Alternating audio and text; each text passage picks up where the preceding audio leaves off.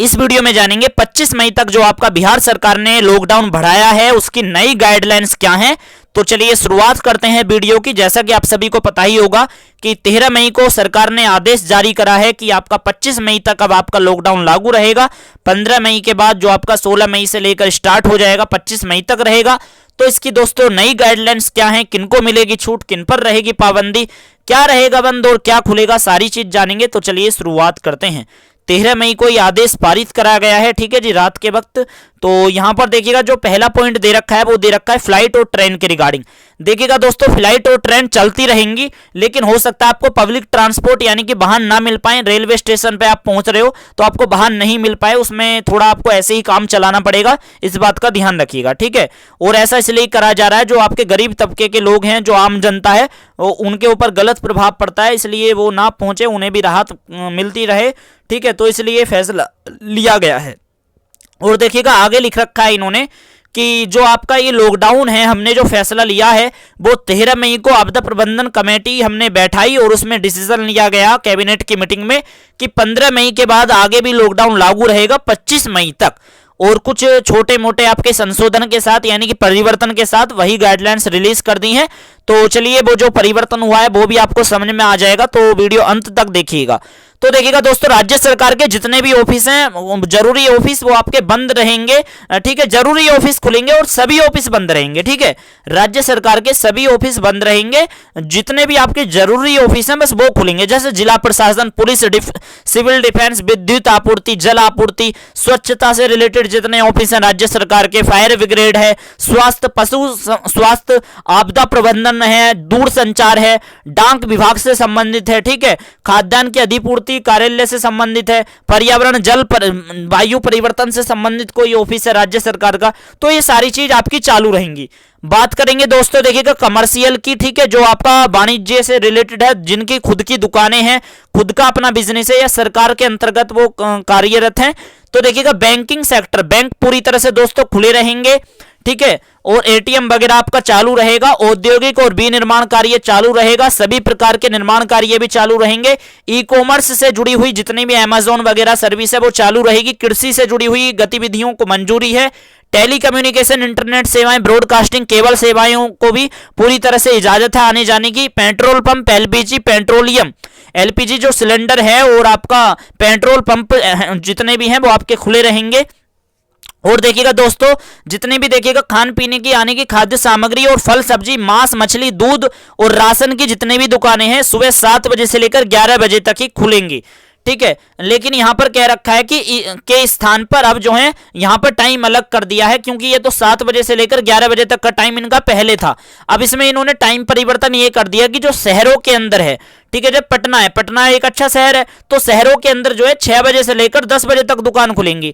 लेकिन दोस्तों जो ग्रामीण क्षेत्र है बिल्कुल, ठीक है, उसमें जो है दुकान सुबह 8 बजे से लेकर 12 बजे तक आप खोल सकते हो, ठीक है। लेकिन शहर के अंदर जो है भाई ज्यादा रिस्ट्रिक्शन लगा रखेंगे, शहर में काफी भीड़ भड़ाका रहता है इसलिए। लेकिन गांव में जो है 8 बजे से लेकर 12 बजे तक को आप खोल सकते हो, तो वो भी चीजें हैं, ओके। और देखिएगा उपरोक्त फल व सब्जी की दुकानें जिला अधिकारी तय करेंगे इसको लेकर, और जिसमें एक स्थान पर दुकानें ना रहें, भीड़ भड़ाका ज्यादा ना हो कि वो कहां पर दुकानें लगेंगी कहां पर नहीं, इसके बारे में देखिएगा दोस्तों। कोल्ड स्टोरेज और वेयर हाउसिंग सर्विस चालू रहेगी, जितने भी प्राइवेट सिक्योरिटी है वो चालू रहेगी।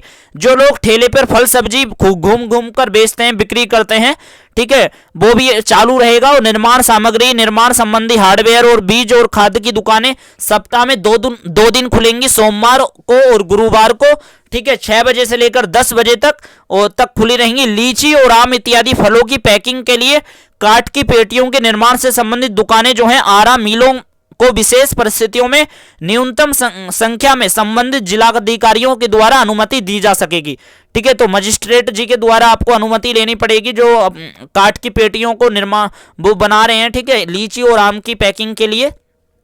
और इसके अलावा कहा गया है जितने भी दोस्तों प्रतिष्ठान है, जितने भी आपके ऑफिस हैं, वो आप वर्क फ्रॉम होम करिएगा, यानी कि वर्क फ्रॉम होम करिएगा, यानी कि घर से ही बैठकर आप काम करें ज्यादा से ज्यादा, तो आपके लिए बढ़िया रहेगा। और देखिएगा अस्पताल से संबंधित और जितने भी हेल्थ सेक्टर से संबंधित पशु हो, चाहे वो स्वास्थ्य से रिलेटेड, ठीक है, वो सारी चीजें आपकी खुली रहेंगी, उनको मंजूरी सरकारी और निजी, चाहे वो गवर्नमेंट हो, प्राइवेट हो, हॉस्पिटल वगैरह हो, ठीक है, दवाई वगैरह से संबंधित है, मेडिकल लैब है, नर्सिंग होम है, एम्बुलेंस सर्विस पूरी तरह से चालू रहेगी जैसे पहले है, ठीक है। और सार्वजनिक स्थानों के मार्गों पर जितने भी आपके रास्ते हैं आप पैदल भी नहीं चल सकते, इस बात का ध्यान रखिएगा, पूरी तरह से बंद है रोड पर चलना, ठीक है। और देखिएगा सभी प्रकार के वाहनों का परिचालन दोस्तों बंद रहेगा सिवाय इनके। तो देखिएगा मैं आपको बता दूं कि किन लोगों को छूट दे रखी है, तो इस बात का आप ध्यान रखिएगा कि परिवहन जितने भी हैं पब्लिक ट्रांसपोर्ट वो बंद रहेगा सिवाय इनके, तो उन्हें ध्यान से समझ ले वो किनको उनको छूट मिल रही है। तो देखिएगा पब्लिक ट्रांसपोर्ट में निर्धारित बैठने की जो क्षमता है 50% के उपयोग की ही अनुमति रहेगी, यानी कि पब्लिक ट्रांसपोर्ट देखिएगा जितना भी है अगर वो चलता भी है, वैसे तो बंद रहेगा वाहनों का परिचालन, ठीक है, जितना भी है, लेकिन पब्लिक ट्रांसपोर्ट जो है उसमें 50% ही लोग उस सीट का यूज कर सकते हैं। और वो भी किस लिए, वो भी दोस्तों जो फ्लाइट से यात्रा कर रहा है, ठीक है, जो आपका रेल से यात्रा कर रहा है, जो लंबी दूरी तय करके आया है, उन्हीं के लिए ही ये सर्विस काम करेगी, इस बात का ध्यान रखिएगा। इसलिए स्टार्टिंग में कह दिया था कि आपको थोड़ी किल्लत का सामना देखना पड़ सकता है, ठीक है, जो भाई लंबी दूरी करके आ रहा है, एक तो राज्य के अंदर और ऊपर से वाहन ना मिलेगा उसे, ठीक है, क्योंकि वो इसलिए क्यों आम जन लोगों पर प्रभाव ना पड़े, इसलिए डिसीजन लिया गया है, ठीक है जी। जो लंबी दूरी तय कर आ रहे हैं तो उनको बस ट्रांसपोर्ट की सुविधा मिलेगी, लेकिन हो सकता है आपको देरी का वो देखने के लिए मिले, तो वो उसमें क्षमा चाहेंगी सरकार। तो देखिएगा यहाँ पे इन्होंने लिखा है आगे, स्वास्थ्य से जुड़ी हुई जितनी भी गतिविधियों में शामिल वाहन हैं, स्वास्थ्य परियोजनार्थ प्रयुक्त निजी प्राइवेट ट्रांसपोर्ट हैं, वो दोस्तों चालू हैं, उनको अनुमति है। अनुमान्य कार्य से संबंधित जिनको अनुमति दे रखी है सरकार ने, उनसे सरकारी जितने भी वाहन हैं, वन प्रबंधन के अंदर जुड़े जितने भी वाहन हैं ट्रांसपोर्ट, उनको अनुमति है। देखिएगा वैसे जो प्राइवेट वाहन है जो जिला प्रशासन या किसी विशेष कार्य हेतु ई पास मिलकर उनको चालू है सर्विस, तो ई पास के द्वारा आपको मंजूरी है, आप आवाजाही कर सकते हो, ठीक है। और अगर आपको ई पास नहीं बनाना आता तो वीडियो के डिस्क्रिप्शन में लिंक मिल जाएगा, आप जाके वहां से बनवा लीजिए। सभी प्रकार के माल वाहक, यानी कि जो देखिएगा अपने ट्रक के अंदर माल वगैरह लोड करके लेके आ रहे हैं, तो उनको भी आने जाने की इजाजत होगी। वैसे आपके प्राइवेट ट्रांसपोर्ट जिनमें हवाई जहाज या ट्रेन के यात्री यात्रा कर रहे हो, उनके पास यदि टिकट है तो उनको भी छूट होगी, ठीक है। मान के चलिए खुद का आपका प्राइवेट खुद भी कुछ का कैसा भी वाहन हो सकता है, वो 2 व्हीलर हो, 4 व्हीलर हो, कैसा भी, ठीक है, बस सोशल डिस्टेंसिंग का ध्यान रखिए। अगर आप फ्लाइट से या ट्रेन के माध्यम से यात्रा करके घर पहुंच रहे हो, स्टेशन तक जा रहे हो, तो उसमें आपको मंजूरी है, टिकट होनी चाहिए बस, ठीक है। और कर्तव्य पर जाने हेतु सरकारी, यानी कि भाई जो अपनी ड्यूटी पे जा रहे हैं, ठीक है, वो सरकारी जो लोग हैं, सरकारी जिनका काम है, ठीक है, और निजी वाहन के द्वारा, तो भाई उनको भी अनुमति है, ठीक है, सरकारी सेवक जो है, सरकारी नौकरी है जिनकी। और देखिएगा जो दोस्तों अंतरराज्यीय मार्गों पर अन्य राज्यों से जाने वाले निजी वाहन, ठीक है, जितने भी आपके प्राइवेट ट्रांसपोर्ट हैं, उनको भी आने जाने की इजाजत होगी। जो बिहार से आ रहे हैं, बिहार को जा रहे हैं, ठीक है, उनको इजाजत होगी। स्वास्थ्य विभाग द्वारा राज्य के सभी सरकारी मेडिकल कॉलेज, अस्पताल तथा जिला स्तर के MBBS डिग्रीधारी चिकित्सा पदाधिकारियों से संवादितगत नियोजन और जितने भी आपके वॉक इन इंटरव्यू में शामिल होने के लिए निर्धारित तिथियों में अभ्यर्थी, यानी कि जितने भी देखिएगा दोस्तों आपके मेडिकल हेल्थ सेक्टर से जुड़े हुए जितने एग्जाम और उनके इंटरव्यू वगैरह होने हैं, ठीक है, तो उनको आने जाने की अनुमति होगी इंटरव्यू वगैरह के लिए। आवागमन पे आपको जो है, जो आपसे डॉक्यूमेंट मांगे जाएं वो आप दिखा देना, आपको छूट रहेगी, ठीक है।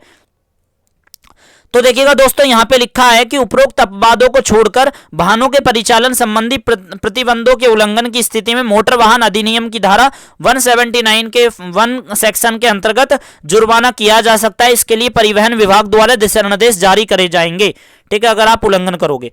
तो देखिएगा दोस्तों जितने भी आपके एजुकेशनल इंस्टीट्यूट हैं, यानी कि कॉलेज, स्कूल, आपके कोचिंग संस्थान, ट्रेनिंग आपका जितने भी हैं पूरी तरह से बंद रहेंगे। स्कूल कॉलेज द्वारा किसी भी तरह की परीक्षाएं भी नहीं ली जाएंगी, ठीक है जी। स्कूल और कॉलेज की किसी भी प्रकार की कोई एग्जाम भी नहीं होंगे। रेस्टोरेंट पर खाने की दुकानें बंद रहेंगी। इसका संचालन केवल होम डिलीवरी के लिए सुबह 9 बजे से लेकर रात 9 बजे तक ही हो सकेगा। लेकिन जो नेशनल हाईवे पे जो हमारे ढाबा हैं वो आप जो है वो कार्यरत रह सकते हैं। होटल का संचालन अतिथि के लिए इन रूम डाइनिंग के साथ अनुमान्य होगा। ठीक है जी, आप सोशल डिस्टेंसिंग के साथ रूम के अंदर डाइनिंग का जो टाइम है उसके तहत आप कर सकते हो। जितने भी देखिएगा धार्मिक स्थल है, मंदिर वगैरह पूजा पाठ के लिए पूरी तरह से बंद रहेंगे। सभी प्रकार के ठीक है के सामाजिक और राजनीतिक, मनोरंजन, खेलकूद और आपके शैक्षणिक, सांस्कृतिक एवं धार्मिक आयोजन, जितने भी प्रकार के आपके फंक्शन वगैरह हो रहे हैं, इवेंट वगैरह हो रहे हैं, उन पर पूरी तरह से रोक रहेगी। Cinema hall, shopping mall, club, swimming pool और आपका स्टेडियम, जिम, पार्क और उद्यान पार्क वगैरह पूरी तरह से बंद रहेंगे। सरकारी, निजी जितने भी आपके देखिएगा हमारे सार्वजनिक स्थल पर किसी भी प्रकार का अगर आयोजन हो रहा है उस पर सभी प्रकार की रोक रहेगी, चाहे वो सरकारी हो चाहे प्राइवेट हो, उस पर रोक रहेगी खुले में अगर आप कहीं भी आयोजन कर रहे हो। ठीक है जी। विवाह समारोह में देखिएगा अधिकतम देखिएगा दोस्तों गाइडलाइंस आ चुकी हैं और इसको लेकर काफी लोग कमेंट भी कर रहे थे, क्योंकि देखिएगा पहले तो ये संख्या 50 थी शादियों में जाने की, लेकिन दोस्तों अब इसे घटाकर 20 कर दिया है। ठीक है, यानी कि विवाह शादी समारोह के अंदर केवल 20 व्यक्तियों को ही जाने की इजाजत होगी, वर वधू दोनों की ओर से। और इसके साथ साथ इस बात का भी ध्यान रखिएगा, डीजे एवं बारात जो जुलूस निकालते हैं, बारात को चढ़ा लेके जाते हैं, उसकी भी इजाजत नहीं होगी डीजे वगैरह की। बस वर वधू की ओर से मतलब कि 2-3 लोग चले जाएं, बस वो काफी है और शादी आपकी बन जाएगी। बस इतना ही सरकार के वो है फॉर्मेलिटीज के तहत। ठीक है, विवाह से पूर्व आपको विवाह जिनकी भी शादी हो रही है उसके लिए आपको जो है थाने में कम से कम 3 दिन पहले आपको सूचना देनी होगी। ठीक है जी। और 20 व्यक्ति से अधिक नहीं होने चाहिए, इस बात का खास तौर से ध्यान रखना। अंतिम संस्कार और श्राद्ध वगैरह जितने भी हैं उसमें 20 व्यक्ति से अधिक शामिल नहीं होने चाहिए। और इसके अतिरिक्त देखिएगा यहां पर कह रखा है संबंधित विभाग और जिला प्रशासन द्वारा अतिरिक्त कार्यवाही वगैरह की जा सकती है। तो देखिएगा इसमें और भी चीजें दे रखी हैं कि यहाँ पर जो है किसके द्वारा कार्रवाई की जाएगी। सरकार द्वारा संचालित कोविड अस्पताल, Covid care centre, dedicated Covid health care centre और मरीजों की देखरेख में लगे अटेंडेंट को खाने के लिए सामुदायिक किचन के माध्यम से जिला प्रशासन द्वारा व्यवस्था की जाएगी। यानी कि कहने का दोस्तों मतलब ये है, जो देखिएगा अस्पतालों में जो मरीज हैं, कोविड-19 के पेशेंट हैं, उनके साथ जो लोग रहते हैं उनको जो है जो खाना वगैरह मिलेगा वो सरकार वगैरह प्रोवाइड करने की कोशिश करेगी। ठीक है यार, आप मतलब कि ऐसा ना करो कि आप आवाजाही कर रहे हो कि वो खाना नहीं मिल पाएगा उनको, मरीज हैं तो वो ठीक है, वो उनकी अस्पताल की जिम्मेदारी है। कहने का मतलब अस्पताल के अंदर जो किचन व्यवस्था है वो उनकी जिम्मेदारी है, आप उसके लिए वो ना करो और प्रोटोकॉल का ध्यान रखा जाएगा। इसलिए सरकार ने यहाँ पर डार्क लाइन करके कहा है। और रोजगार के लिए ग्रामीण क्षेत्र में मनरेगा का कार्य को भी मंजूरी रहेगी। सभी राशन कार्ड धारकों को मई के महीने में फ्री राशन मिलेगा, उसके लिए सरकार पेमेंट करेगी, आपको पैसे देने की जरूरत नहीं है। तो दोस्तों अगर इसका आप उल्लंघन करते हो गाइडलाइंस का, तो धारा 144 के तहत आपको जो है आपके तहत कार्रवाई की जा सकती है और धारा 188 के तहत आपकी दंडात्मक कार्रवाई की जा सकती है। तो दोस्तों इस बात का ध्यान रखिएगा, 13 मई को ये डिसीजन लिया गया है। ये सारी गाइडलाइंस को परिवर्तन भी करा गया है। बहुत सारी गाइडलाइंस में जो शादियों के रिगार्डिंग है, भाई 20 ही लोग जा सकते हैं, तो बहुत सारी चीजें हैं। ठीक है, तो कहना चाहूंगा चैनल को सब्सक्राइब कर लीजिएगा किसी भी बिहार अपडेट पाने के लिए। हम ऐसी वीडियो लाते रहते हैं जैसा कि आप सभी को पता ही है। ओके, तो कहना चाहूंगा सब्सक्राइब कर लीजिएगा, आपके लिए फायदेमंद रहेगा चैनल। और लॉकडाउन का पालन करिएगा दोस्तों, ठीक है, अच्छी तरह से। और तब तक ले दीजिएगा इजाजत। Thank you so much.